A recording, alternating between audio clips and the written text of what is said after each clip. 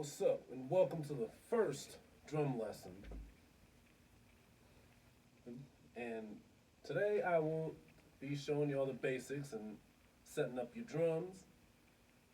And right here now, here we go. In order to set up a drum set right, it's best to know what type of drums that are in front of you, excuse me, which I will get into right now.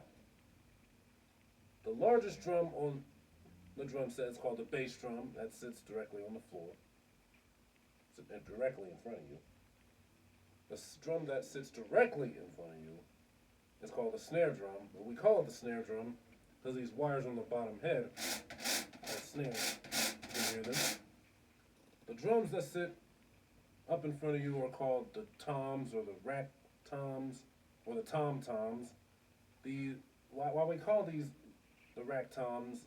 Because 100 years ago, when the drum set was created, they would have different drums, different percussion devices on a rack. So today we still call these the rack toms or the toms in general. The drum that sits on your right is called the floor tom. That sits directly on the floor as well.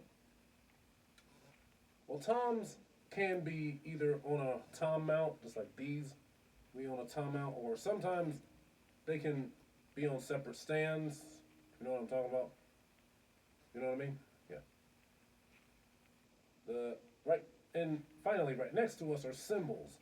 You have a ride cymbal here, which is on a stand. You have a crash cymbal, which is also on a stand. You have a pair of hi-hats, which are also on separate stands. Now, for left-handed drummers, everything is typically reversed. But right now, you see a setup for drum set. You know what I mean? Well, that's the lesson for today. I will see you all again for my next drum cover or the next lesson. Peace.